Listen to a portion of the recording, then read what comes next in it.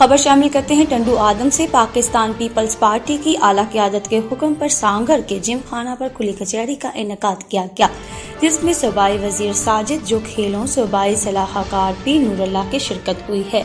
अवामी शिकायत सुनी गई हैं और इसके हल के लिए मुतलका महकमों के अफसरों को हदायत भी जारी की गई है।